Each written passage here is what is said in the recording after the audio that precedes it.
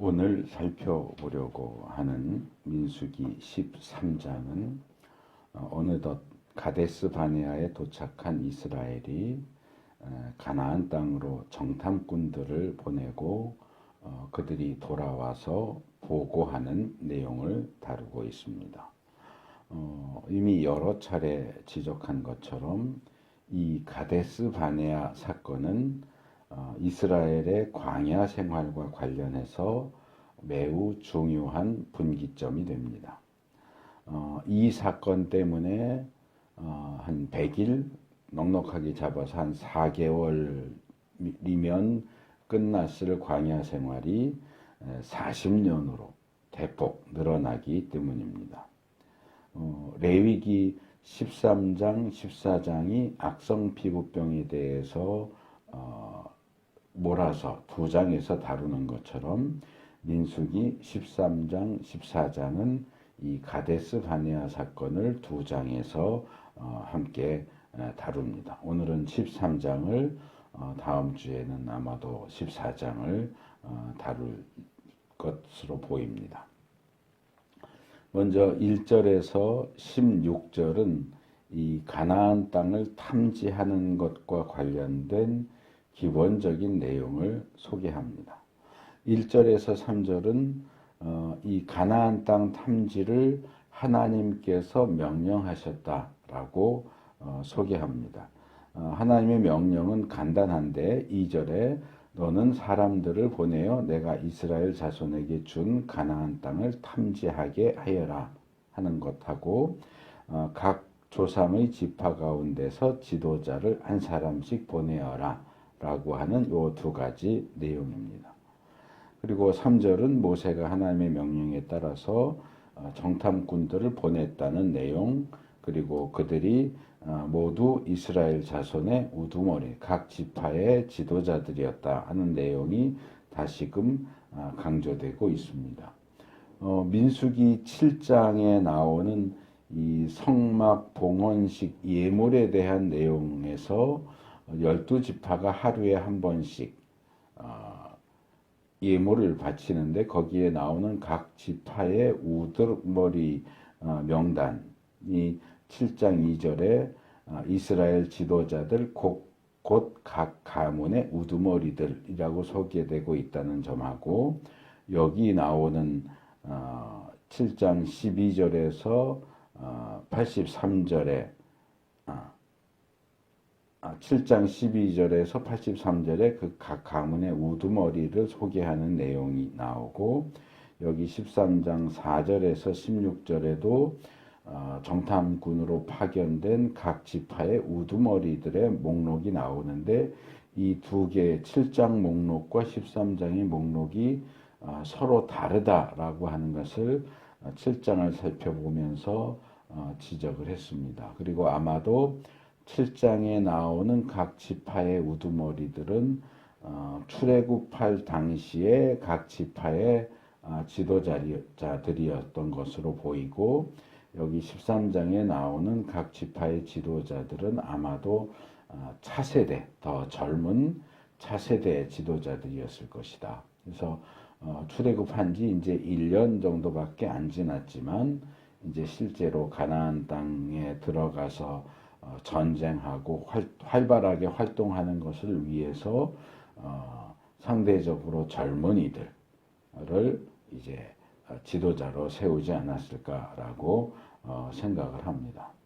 그리고 여기 민수기 13장 앞부분에 나오는 가나안 땅 탐지에 대한 내용은 비교해 보자면 신명기 1장 19절에서 23절에도 모세가 이제 회고를 하면서 가데스 바네아에서 정탐꾼들을 보냈다 하는 내용을 이야기하는데 민수기 내용하고 신명기 내용이 조금 다르게 나옵니다.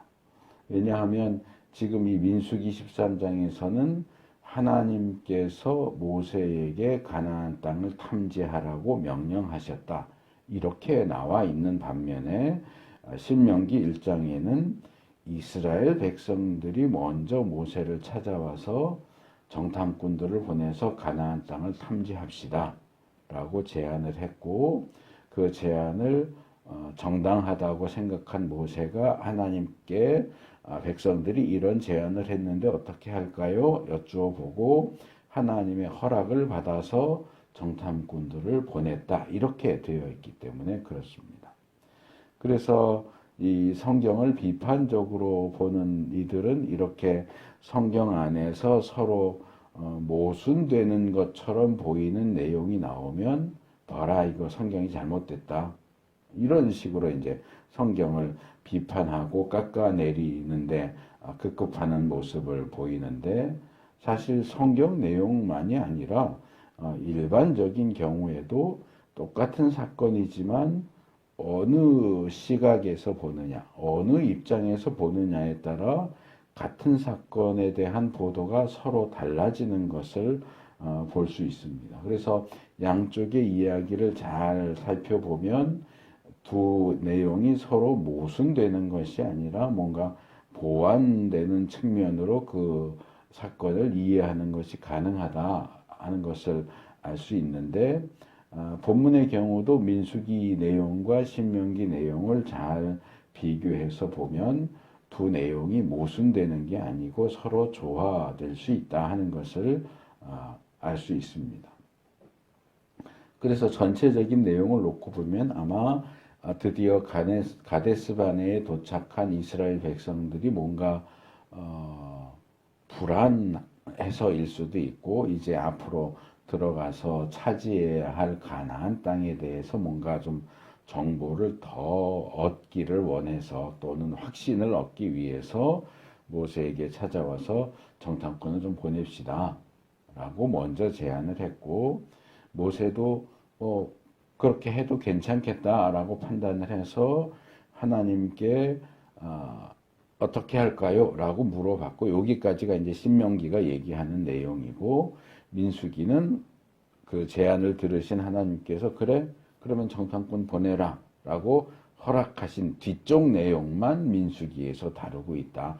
이렇게 이해해도 전혀 문제가 되지 않을 것 같습니다. 그래서 민수기에 나오는 내용과 신명기에 나오는 내용이 서로 모순되는 게 아니고 전체적인 사건의 어떤 부분적인 모습을 따로 제시하고 있다. 이렇게 이해할 수 있고 조화시켜서 이해할 수 있고, 하지만 이 민수기에서는 왜 그러면 뒷부분만 강조했고 신명기에서는 왜 앞부분을 강조했느냐라고 놓고 볼 때 어떤 사건을 묘사하는 각각의 또는 각자의 시각과 의도에 따라서 보면 뭔가 전달하고자 하는 메시지에 조금씩 차이가 나는 것을 볼 수 있습니다. 성경 안에서도 이스라엘의 같은 시대의 역사를 다루는 열왕기서와 역대기서가 그런 어떤 시각의 차이를 보여주고 있고, 신약에서는 4개의 복음서가 같은 사건을 다루지만 각각 복음서 기자의 어떤 독특한 시각과 또 나름대로의 의도를 보여주는 것을 볼 수 있는데, 이 민수기와 신명기 사이에서도 그런 것이 보이는 것 같습니다. 그래서 그것을 각각의 시각에서 본다면 민수기에 나오는 하나님의 명령은 이스라엘 사람들에게 어떤 가나안 땅에 대한 정보와 가나안 정복에 대한 확신을 심어주기 위한 의도로 가나안 탐지를 명령하셨다, 이렇게 보이고요. 반면에 신명기에 나오는 이스라엘이 먼저 탐지를 제안했다 하는 이 내용은 뭔가 이스라엘 사람들의 불안한 심리, 과연 우리가 이스라엘 땅, 가나안 땅에 들어가서 그 땅을 정복할 수 있을까? 그 땅이 정말 말씀하신 것처럼 젖과 꿀이 흐르는 땅일까? 뭔가 좀 확인해보고 뭔가 좀 확신을 얻고자 하는 그런 의도가 들어가 있지 않을까. 뭐 비슷하지만 조금씩 차이가 나는 것처럼 보입니다. 그래서 이제 이어지는 4절에서 16절은 이때 정탐꾼으로 선택된 12지파의 지도자들의 명단을 한 명 한 명씩 소개를 합니다. 근데 이 전체 명단에서 좀 우리 눈에 띄는 것, 주목할 만한 부분이 마지막 16절에 나오는 유다 에브라임 지파의 호세아에 대한 내용입니다. 그러니까 앞의 내용은 어느 지파의 아무개, 어느 지파 누구의 아들 아무개 이런 식으로 그냥 간단하게 소개를 하고 있는 반면에 에브라임 지파의 호세아도 역시 그렇게 간단하게 소개를 했는데 마지막 16절에 가서 호세아에 대한 이야기를 좀 더 덧붙이죠.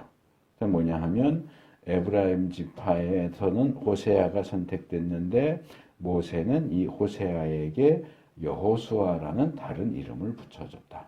그래서 우리는 이전부터 계속 여호수아 이렇게 알아왔지만 본문을 통해서 여호수아의 원래 이름은 호세아였다. 원래 이름은 호세아였는데 모세가 비슷한 뜻을 가진 여호수아로 계명을 해줬다 하는 것을 알 수 있고 여기 이제 각주에 나와 있는 것처럼 호세아라는 이름의 또 다른 형태가 여호수아라는 이름이고요. 이제 바벨론 포로에서 갔다 온 이후로는 호세아나 여호수아라는 이름이 이건 히브리 이름이고요. 아람어로 예수아가 됐어요. 같은 이름이에요. 호세아, 여호수아, 아람어로 예수아, 그리고 이제 신약으로 오면 헬라어로 예수스. 그러니까 뒤에 이제 남성은 우스 이렇게 붙거든요. 그래서 뭐 베드로 그럼 우리는 그냥 뒤에 우스를 빼고 베드로 하지만 원래 헬라식 이름은 페트루스예요. 페트루스. 바울도 바울루스. 스테반도 스테파누스. 이렇게 남성형은 뒤에 우스가 붙어요. 그래서 예수님도 예수스 이러지만은 우리는 이제 뒤에 우스를 빼고 그냥 예수 이렇게 부르는 건데 호세아, 여호수아, 예수아, 예수 이거 다 같은 이름이에요. 그래서 이런 흐름을 놓고 보면 우리가 지금 예수님 이렇게 부르는 거는 정당한 방식이죠. 왜냐하면 제일 마지막에 나오는 이름이고 또 예수님 살던 당시에는 헬라어가 주로 사용되었기 때문에 예수님을 예수라고 부르는 게 정당한데 어떤 사람들은 자꾸 예수아 그래요. 왜 예수아라고 불러요? 그건 이전 이름이 아람어 이름이잖아요. 그럼 여호수아라고도 부를 수도 있고 호세아라고 부를 수 있는데 유독 예수아라는 이름만 고집하고 자꾸 예수님을 예수아 부르는데 이거는 올바른 방식은 아니에요. 호세아에서 여호수아를 거치고 예수아를 거쳐서 예수가 됐잖아요. 그럼 예수라고 이름을 쓰는 게 맞는 거죠. 굳이 돌아가서 그것도 한 걸음만 돌아가서 예수아 이렇게 하는 것은 정당한 방식은 아닌 것 같아요. 여호수아라고도 부를 수 있는 거고 호세아라고도 부를 수 있는 거고 이름은 다 뜻은 다 똑같거든요. 그래서 거기에 너무 집착하는 것은 별로 좋아 보이진 않습니다. 어쨌든 그래서 이 본문은 에브라임 지파의 호세아 즉 여호수아를 이렇게 12명 가운데서도 따로 떼어서 언급하기 때문에 그 본문을 읽는 독자로 하여금 이 사람이 뭔가 무슨 역할을 하나 보네, 뭐 중요한 역할인가 보네, 뭐 12명 중에 대표 내지는 지도자 아닌가라는 생각을 갖도록 합니다. 여호수아에 초점을 맞춰서 본문을 읽도록 하는 어떤 장치라고 볼 수 있을 것 같습니다. 이어지는 이제 17절에서 20절은 모세가 12명의 정탐꾼을 보내면서 너희가 가나안 땅에 들어가서 알아올 것들이 이것들이다 라고 명령하는 내용인데 그 내용을 조금 이렇게 정리하면 5가지 정도가 됩니다. 그래서 5가지를 이제 하나씩 보면 첫째로 이제 17절에 그들이 둘러봐야 하는 지리적인 영역을 얘기합니다. 어디서부터 어디까지 보고 와라.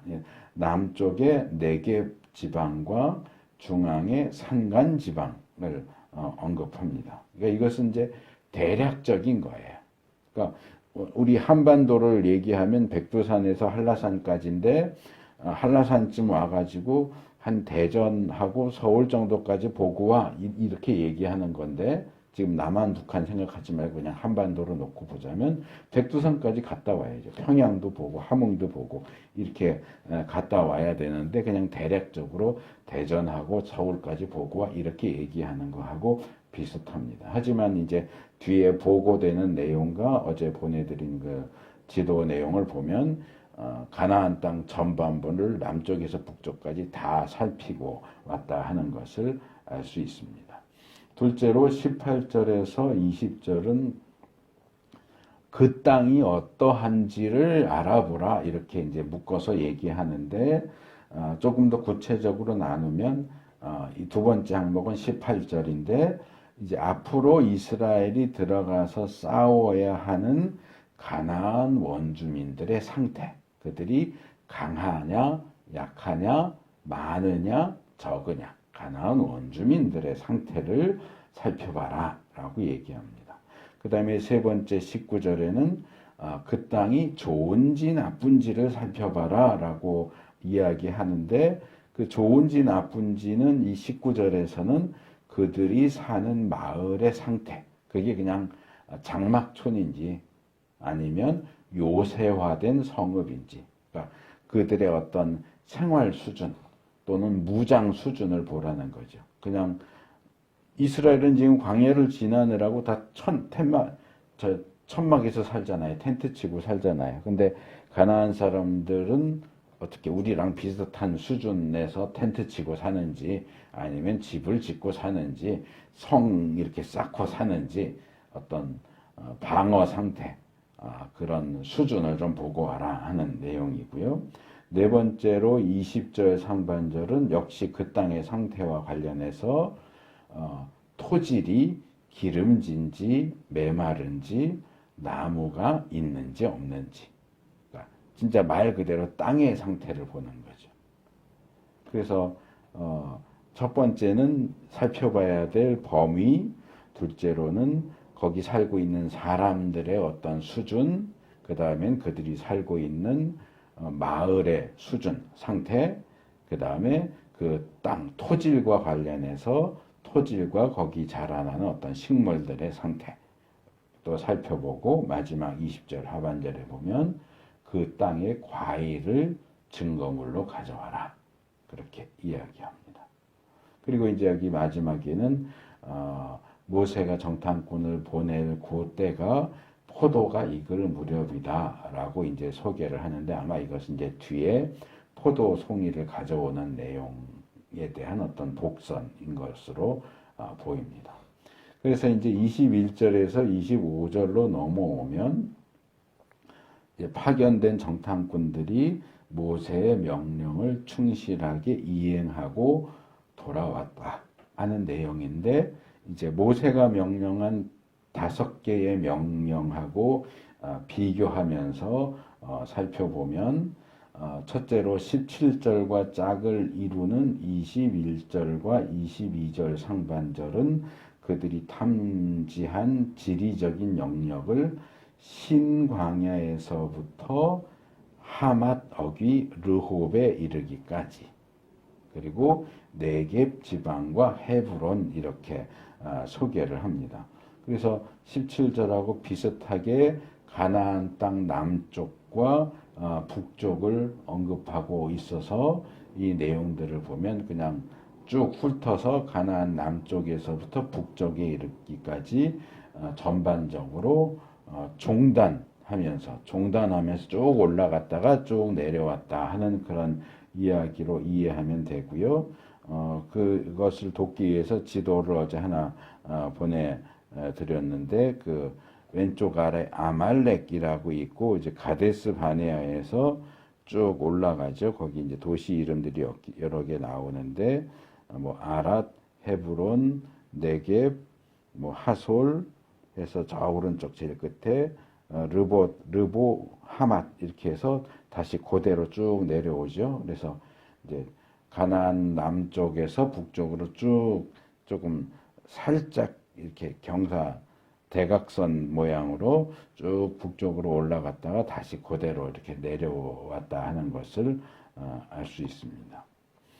두 번째로 이제 18절과 짝을 이루는 22절 중반절은 중간쯤에 해당되는 헤브론에 살고 있던 아낙 자손. 이 아낙 자손은 거인 족속을 가리키면서 아낙 자손의 아히만 부족, 세세 부족, 달메 부족 이렇게 세 부족을 소개를 합니다. 그러니까 이 거인 족속의 세 갈래죠. 뭐 이들이 형제일 수도 있고 어쨌든 세 가문인데 아히만도 세세도 달메도 다 거인 족속이고 나름대로 한 가문을 형성하고 있는 거인 족속 세 가문에 대해서 언급을 합니다. 가나안 땅에 살고 있는 원주민들이 모두가 거인 족속인 것은 아니지만 특별히 눈에 두드러지게 들어오는 거인 족속에 대해서 중점적으로 언급을 하고 있는 것으로 보입니다. 뒤에 가면 이제 그 외에 다른 족속들에 대한 이야기도 이제 추가적으로 나옵니다.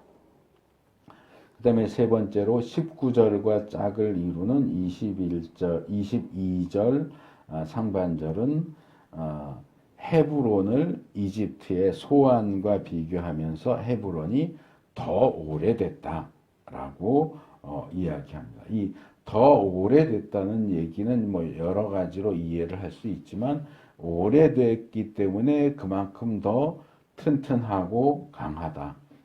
방비가 잘 돼 있는 요새화된 성읍이다라는 의미로 이해할 수 있을 것 같습니다. 그 다음에 네 번째 항목은 안 나와요. 토질이 어떤지 나무가 있는지에 대한 내용은 안 나오고 다섯 번째 항목이 이제 20절 하반절과 짝을 이루는 23절과 24절인데 그들이 증거물로 초대형 포도 한 송이를 남자 둘이서 막대기를 끼워서 어깨에 메고 가져왔다. 포도와 그 다음에 석류와 무화과 같은 과일들을 증거물로 가져왔다 하는 내용이고 아마 이 내용이 이제 네 번째 항목 토질이 어떠냐 나무가 얼마나 있냐 하는 부분에 대한 간접적인 답변도 될 수 있을 것 같아요. 그러니까 포도나무도 있고 석류나무도 있고 무화과 나무도 있는데 예를 들어서 포도나무는 이렇게 큰 포도송이를 맺는다. 그 얘기는 토질이 좋다는 얘기죠. 토질이 나쁘면 이런 초대형 포도가 열릴 수가 없죠. 그래서 이렇게 40일 동안 남쪽에서 북쪽까지 전반적으로 훑고 땅의 상태, 사람들의 상태, 마을들의 상태, 그리고 증거물로 과일까지 다 챙겨가지고 돌아왔다 하는 내용입니다. 그리고 이제 13장의 마지막 단락인 26절에서 29절이 이제 돌아온 정탐꾼들이 보고하는 내용입니다. 조금 전에 살펴본 21절에서 25절이 가나안 정탐 또는 가나안에 대한 어떤 객관적인 보고, 그러니까 어떤 주관적이거나 개인적인 생각이 들어가 있지 않은 갔더니 뭐가 있더라. 뭐는 어떻고 뭐가 있더라 하는 객관적인 사실만 나열하고 있다면 이 26절에서 29절은 정탐꾼들의 어떤 주관적인 생각이 덧붙여지는 보고입니다. 그래서 객관적인 사실에 대해서는 뭐 있었다 없었다 이랬다 저랬다 그러니까 여기에는 어떤 반박을 하거나 의문의 여지가 없지만 주관적인 보도에 있어서는 보고가 엇갈려요. 그러니까 가나안 땅이 좋다 나쁘다. 그러니까 앞단락에서는 그냥 가나안 땅이 이랬다 하는 정도지만 이제 여기로 넘어오면 그래서 가나안 땅이 좋더라 아니면 이래서 가나안 땅이 나쁘다 이렇게 이제 보고가 엇갈리고 그에 따라서 이스라엘 백성들의 어떤 가나안 땅에 대한 또는 가나안 입성에 대한 태도도 엇갈리게 되는 것을 보게 됩니다. 일단 27절에서 29절에 이제 긍정적인 보도와 우리가 보통 뭐 드라마나 책에도 많이 나오잖아요. 좋은 소식이 있고 나쁜 소식이 있는데 뭐부터 듣겠냐 뭐 이렇게 하듯이 좋은 소식과 나쁜 소식이 이제 같이 주어집니다. 먼저 26절에서 27절은 좋은 소식이에요. 일단 가나안 땅에서 가져온 과일들을 증거물로 내 보이면서 그 땅은 정말 젖과 꿀이 흐르는 땅이다. 정말 좋은 땅이다. 라는 긍정적인 보고가 먼저 주어집니다. 이 포도 한 송이가 너무 커서 남자 2명이 이 포도 한 송이 그 사이에 나무를 작대기를 끼워서 어깨에 메고 가져와야 됐다라고 하는 내용은 좀 만화처럼 보이기도 해요. 저도 어렸을 때 뭐 성경 그림책 이런 거 보면 인상 깊게 봤던 게 뭐 삼손 이야기 또는 이 정탐꾼들이 초대형 포도를 2명이서 한 송이를 메고 왔다 뭐 이런 그림 봤던 것이 기억이 나는데 이거는 오늘날에도 아무리 이 농업과 과학기술이 발전돼도 2사람이 들어야 할 만큼의 초대형 포도는 아직까지 없는 것 같아요. 현대에도 없고 뭐 미래에는 어떨지 모르겠지만 과거에도 없지 않았을까. 그러니까 모세 시대에도 그런 포도는 없었을 것 같아요. 근데 이제 이게 가보니까 있으니까 야 이거 뭔가 대단하고 특별하다 가져가서 보이자 해서 가지고 왔겠죠. 뭐 여기가도 있고 저기가도 있고 그러면 굳이 그거를 힘들게 가져올 필요가 없잖아요. 그러니까 이건 아주 대단히 특별한 경우라고 말할 수 있는데 그래서 이 초대형 포도만 봐도 가나안 땅은 정말 좋은 땅이다. 라고 하는 것을 그냥 딱 포도만 봐도 딱 알 수 있죠. 근데 이제 이게 꼭 긍정적이기만 한 게 아니라 땅이 너무 좋아서 과일도 이렇게 크면 그 땅에 사는 사람들은 어떨까요? 과일만 초대형이고 그 땅에 사는 사람들은 난쟁이들일까요?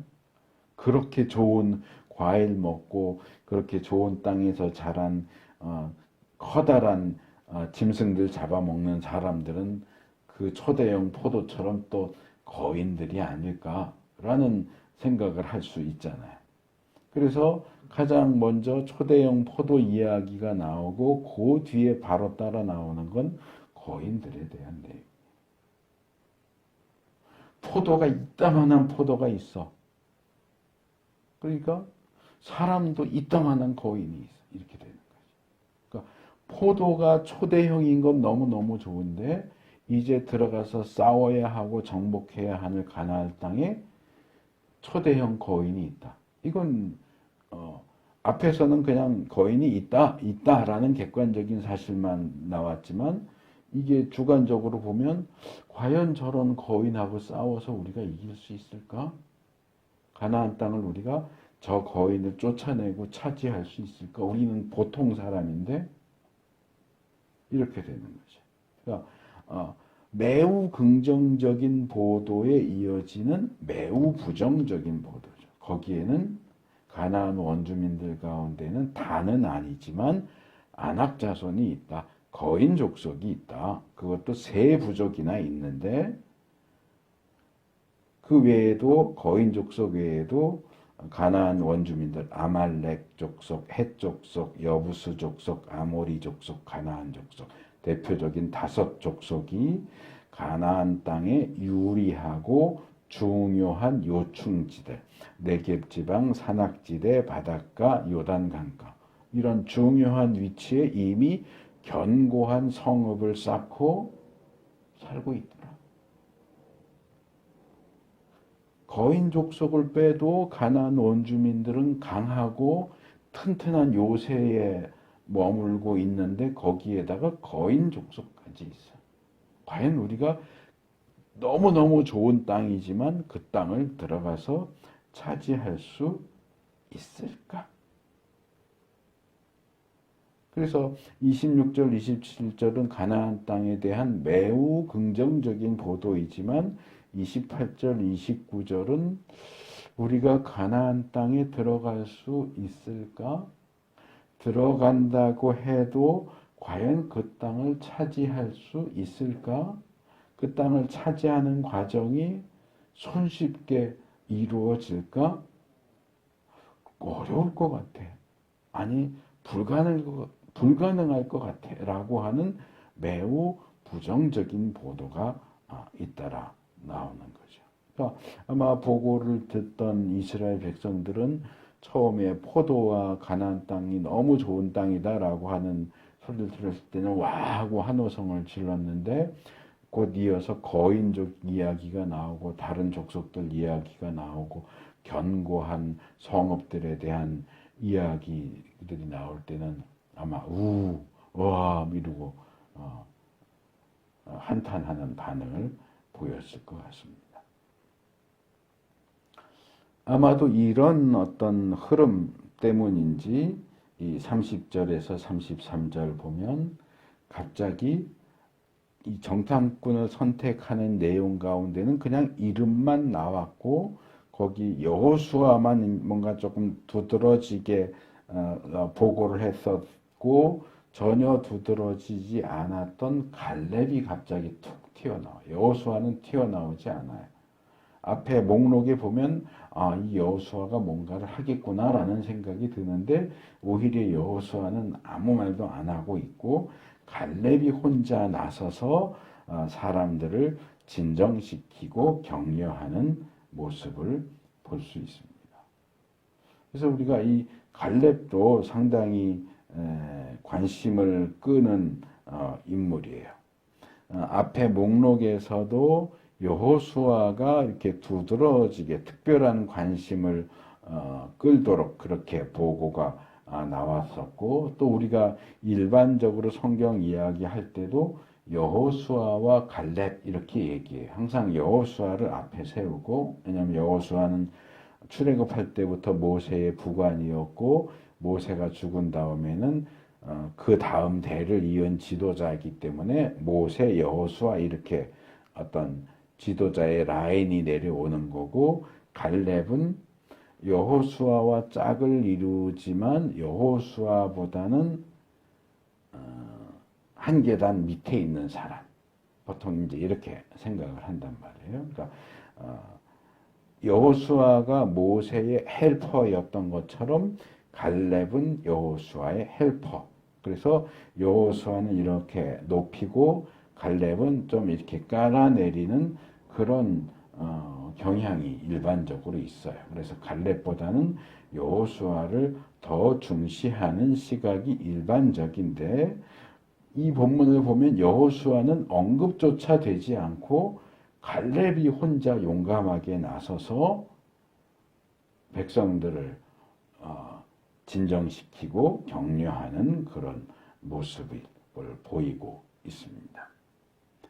그래서 이제 요 부분과 이어지는 이제 여호수아, 갈렙, 사사기 요 내용들을 보면 여호수아와 갈렙의 어떤 말하고 행동하고 또 그들에 대한 내용을 가만히 이렇게 보다 보면 그들의 성향이 어떤가 하는 것이 대충 짐작이 돼요.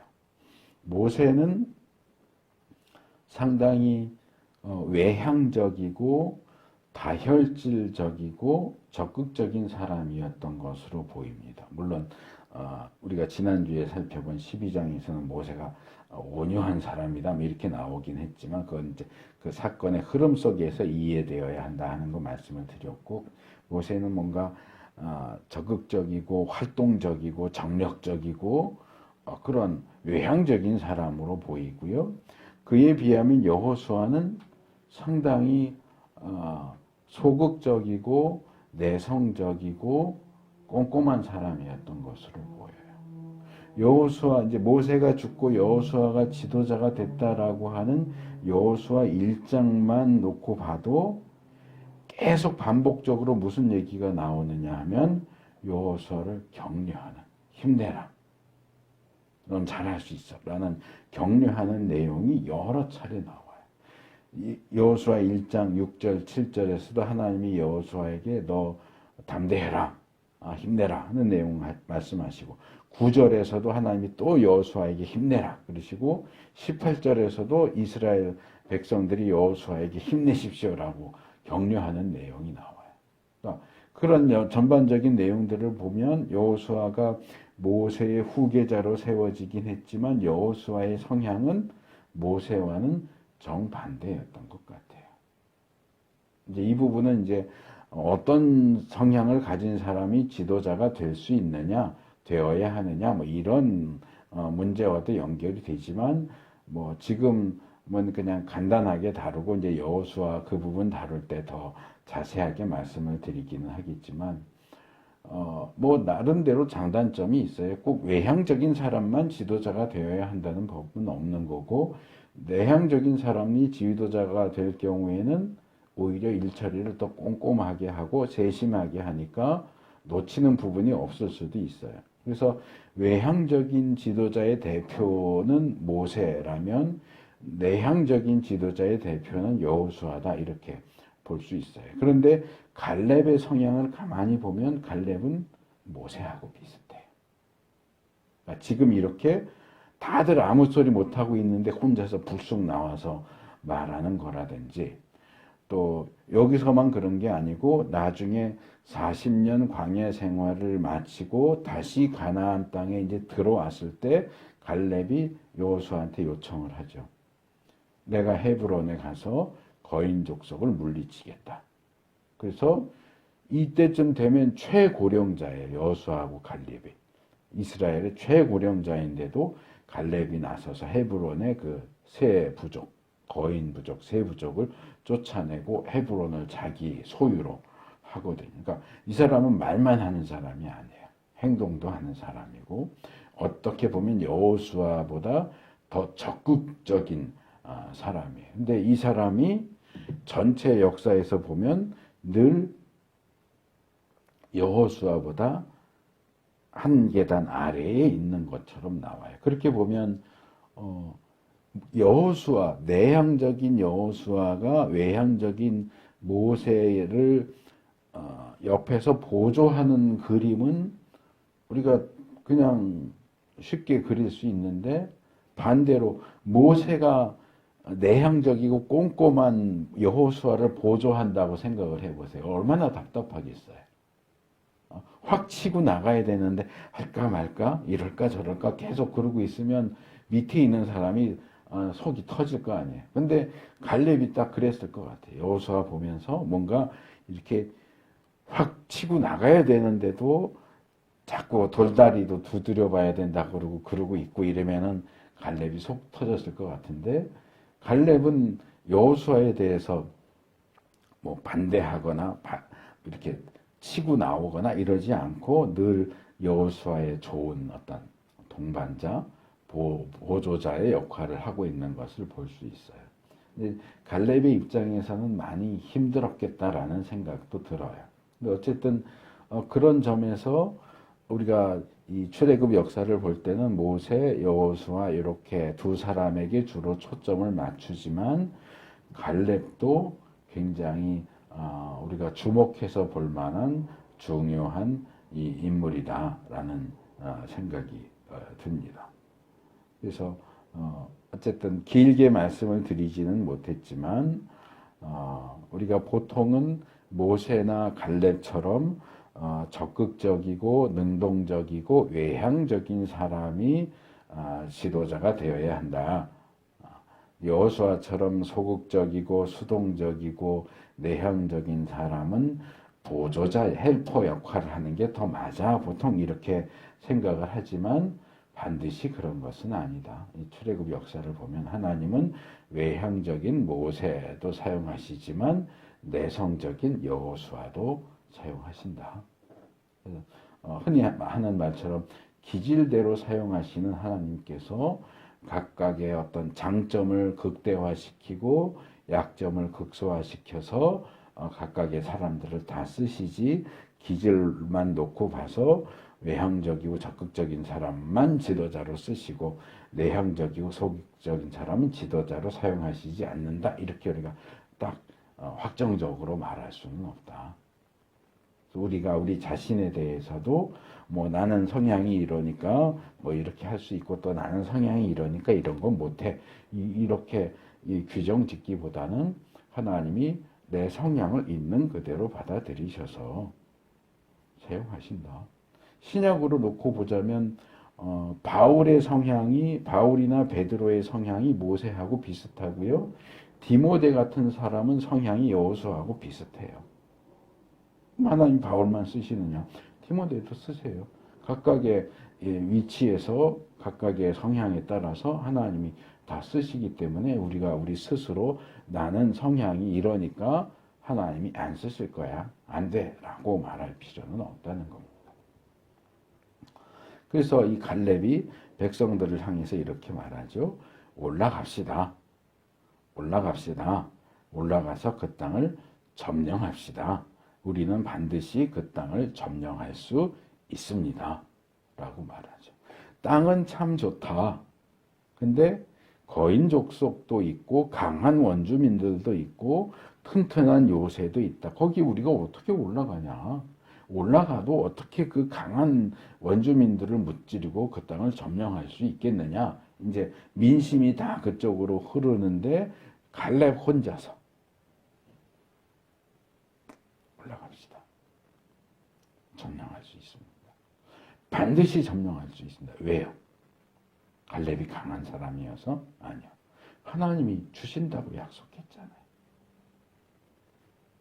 하나님이 그 땅을 내가 주겠다고 약속했다라고 하셨고, 아까 앞에서도 제가 지적하지는 않았지만 내가 너에게 약속한 그 땅을 탐지해라 그러죠. 하나님이 주겠다고 약속하셨으니까 그 땅을 우리가 점령할 수 있다.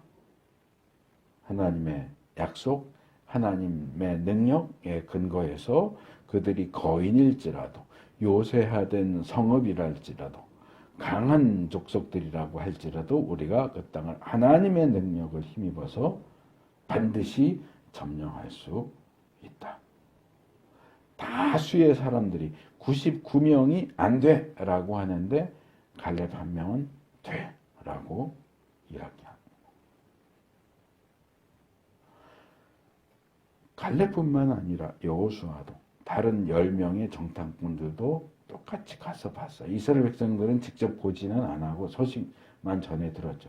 12명의 정탐꾼들이 40일 동안 같이 행동하면서 똑같이 보고 왔어요. 땅 좋은 것도 봤고요. 거인 족속도 봤고요. 견고한 요새도 봤고요. 강한 백성들도 봤어요. 그 중에 10명이 안 된대요. 그 땅 점령할 수 없대요. 여호수아는 가만히 있어요.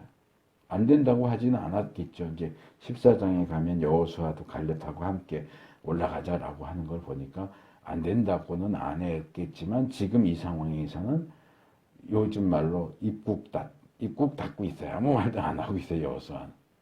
오직 갈렙만 된다는 거예요. 가재는 거예요. 아까 말씀드린 것처럼 말로만 그런 게 아니고 40년 뒤에는 자기가 그 거인족을 소탕합니다. 여호수아 14장, 15장, 사사기 1장에 그 내용들이 나오죠. 뭐 그 본문에 보면 갈렙이 거인족 속을 어떻게 무찔렀다 하는 내용은 나오지 않아요. 근데 흥미롭게 또 이 부분을 설교 준비하면서 떠올린 게 가나안 족속의 대표적인 거인 족속이 두 개가 있어요. 하나는 이 헤브론에 있던 이 거인 족속, 세 부족으로 되어 있는 헤브론의 거인 족속이 있고요. 또 하나 거인 족속이 어디 나옵니까? 블레셋이요. 다윗이 무찔렀던 골리앗이 거인 족속이죠. 그래서 다윗이 거인족인 골리앗을 무찔렀고 그 내용은 상당히 자세하게 나오죠. 그리고 뒤에 사무엘하 21장에 보면 다윗과 다윗의 부하들이 블레셋의 거인 족속 5명을 다 무찔렀다 하는 내용이 나와요. 그러니까 갈렙이 헤브론의 거인 족속을 다 무찔렀고 다윗과 그 부하들이 블레셋의 거인 족속을 다 무찔러요. 가나안 족속과 관련해서 거인 족속 이야기는 이렇게 두 개밖에 안 나오는데 그들을 무찌른 사람들이 갈렙하고 다윗이에요. 굉장히 독특한.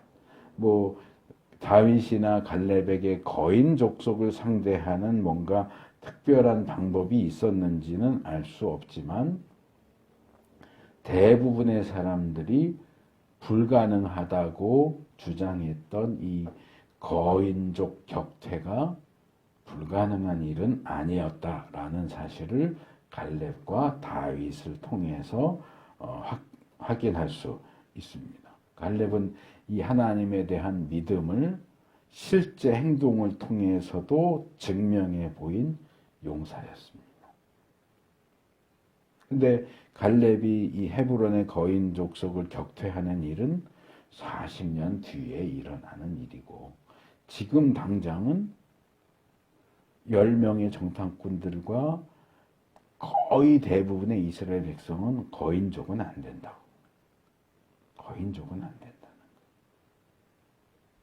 다른 족속들도 있지만 거인족이 있으니까 안 된다는 거예요. 이 거인족의 존재에 이 그게 뇌리에 확 박혀가지고 거기에 사로잡혀서 싸우기도 전에 우리는 질 거야. 죽을 거야. 안 돼. 아예 근처도 가면 안 돼. 라는 태도를 취합니다. 그들이 하는 말이 이렇게 나오죠. 우리는 도저히 그 백성에게로 쳐 올라가지 못하. 올라가는 것도 안 돼. 올라갔던 것도 안 돼. 그 백성은 우리보다 더 강합니다. 싸우는 건 둘째치고 가나안 땅 들어가는 것도 안 된다는 거예요.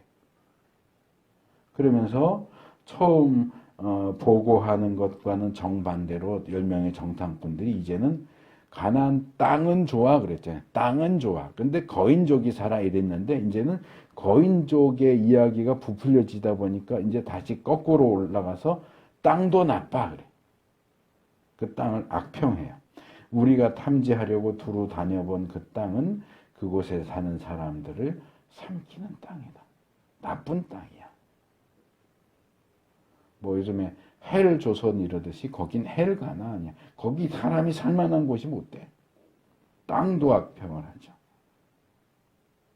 왜요? 거인족이 사니까요. 또 거기에서 우리는 또 네피림 자손을 보았다. 아낙 자손은 네피림의 한 분파다. 우리는 스스로가 보기에도 메뚜기 같았지만 그들의 눈에도 그렇게 보였을 것이다. 그들은 거인이고 우리는 메뚜기야. 메뚜기. 거인 족속의 족보까지 훑으면서 그런 거인 족속에 비하면 우리는 메뚜기 같은데 우리가 어떻게 그들하고 싸우겠어?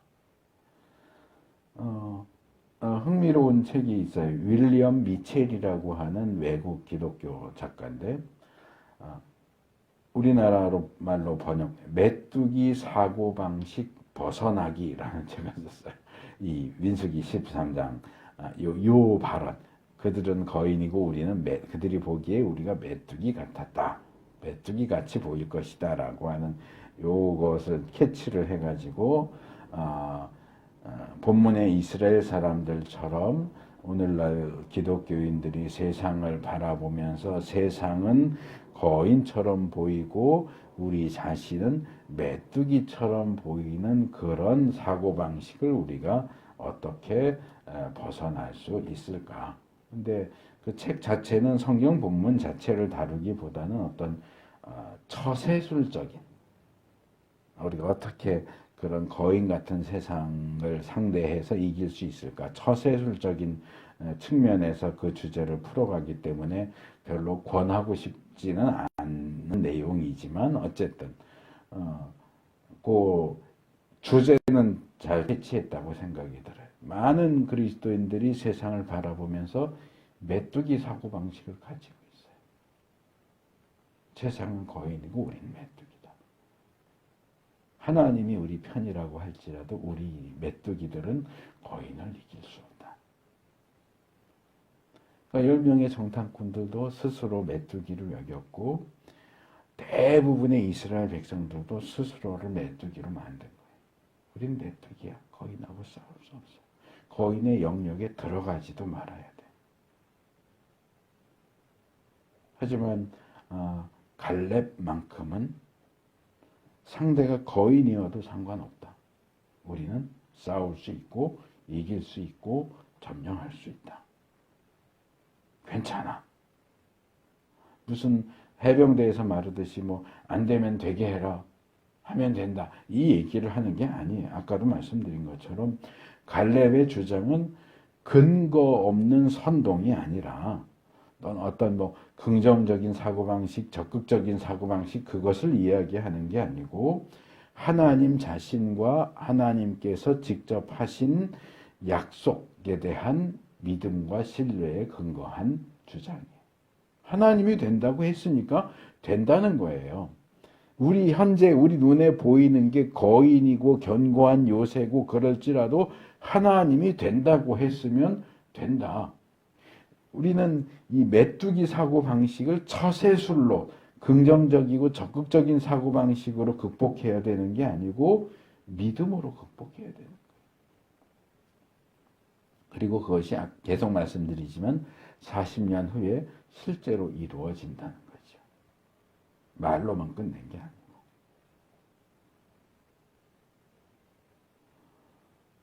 그래서 우리가 신앙생활 하면서 물론 긍정적인 사고방식, 적극적인 사고방식 갖는 것 자체가 나쁘다고 생각하지는 않아요. 뭐 우리가 맨날 부정적으로 생각해야 되고 소극적으로 생각해야 된다 이건 아니에요. 하지만 이제 시중에 나와 있는 뭐 긍정적인 사고방식, 적극적인 사고방식, 로버트 슐러나 뭐 누구죠? 그 젊은 긍정에 힘쓴 사람 갑자기 이름이 생각이 안 나네. 예, 조스틴 어웨 이런 사람들이 주장하는 건 그건 성경적인 방식이 아니에요. 무조건 된다 하고 자기를 세뇌시키면 된다는 거 아니요. 그렇지 않아요. 일반적으로는 우리가 긍정적으로 생각하고 적극적으로 생각하는 게 필요하지만 그것이 어떤 특정 영역으로 넘어가서 그들이 주장하는 것처럼 거울 앞에 하면 된다. 나는 뭐 잘 될 거다 써놓고 거울 볼 때마다 잘 된다. 그러면 진짜 잘 된다. 아니요. 그건 주술이죠. 믿음이 아니고.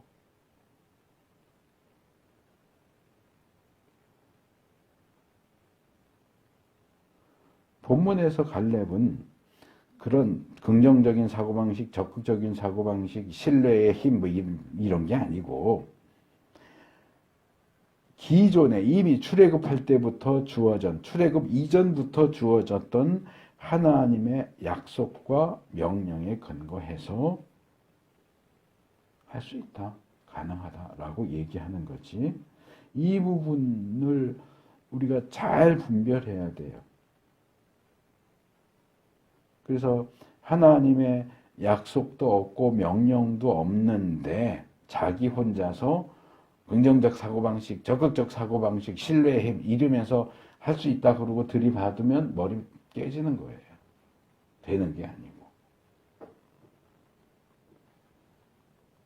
우리는 뭐 제가 몇 번 말씀을 드렸던 것 같은데 우리는 하나님을 믿어야지 우리 자신의 믿음이나 우리의 신념, 긍정적 사고방식, 적극적 사고방식을 믿으면 안 돼요. 우리는 하나님을 믿는 사람들이에요. 하나님을 믿고 하나님의 말씀을 믿고 하나님의 약속을 믿고 하나님의 명령을 믿는 거지 나의 믿음을 믿는 건 아무것도 아니에요. 꽝이에요. 그거는. 내 신념을 믿는 건 아무것도 아니에요. 그러면 이 세상에 실패한 사람이 어디 있겠어요?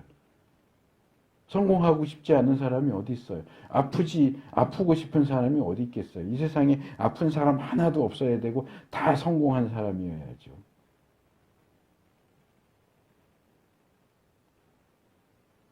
그래서 우리의 믿음, 어떤 신념, 긍정적이고 적극적인 사고방식, 그것은 그냥 그것 자체에 불과하지 우리가 우리의 바람과 생각일 뿐이지 우리가 그것을 얼마나 바라고 얼마나 간절히 원하느냐와 상관없이 그것이 이루어진다 아니냐는 그것과 아무 상관이 없어요. 그래서 이 부분에 있어서 우리는 거인처럼 다가오는 현실에만 초점을 맞추고 우리 스스로를 메뚜기처럼 여기는 태도도 버려야 하지만 반대로 현실을 망각하고 내가 원하기만 하면 뭐든지 돼, 바라기만 하면 뭐든지 할 수 있어 라는 어떤 자기 최면, 착각, 망상, 적극적인 사고방식, 긍정적인 사고방식 이것도 역시 조심해야 됩니다. 중요한 것은 우리를 짓누르는 현실이나 우리를 나른하게 만드는 망상이 아니라 현실보다 더 현실적인 하나님의 존재와 하나님의 말씀이라는 거예요. 그래서 오늘 민수기 13장에 나오는 가나안 땅 탐지, 정탐꾼들의 보고, 그리고 그에 이어지는 엇갈린 어떤 입장들에 대해서 살펴봤습니다. 우리가 세상을 살면서 우리가 처한 현실을 무시할 수는 없어요. 마찬가지로 우리의 그 현실에 매몰돼서 하나님 나라 백성으로서 마땅히 굳게 붙잡아야 하는 신앙적인 태도를 내팽개쳐서도 안 됩니다. 분명히 우리가 처해 있는 현실은 거인처럼 보입니다. 그런 현실 속에서 우리 스스로 보기에 메뚜기처럼 보인다는 사실도 인정합니다. 그러나 우리는 그 거인보다 더 크신 하나님의 백성입니다. 그 거인을 새끼손가락 하나로 탕 튕겨보낼 수 있는 하나님이 우리 편입니다. 그래서 거인 같은 현실과 어떤 나른한 망상 그 어느 것에도 빠지지 말고 하나님과 하나님의 말씀과 약속을 똑바로 바라보고 우리가 마땅히 걸어야 할 그 길을 갈래처럼 비틀거리지도 말고 그 길을 벗어나지도 말고 굳건히 그리고 꾸준히 걸어가는 우리 모두가 되기를 축복합니다.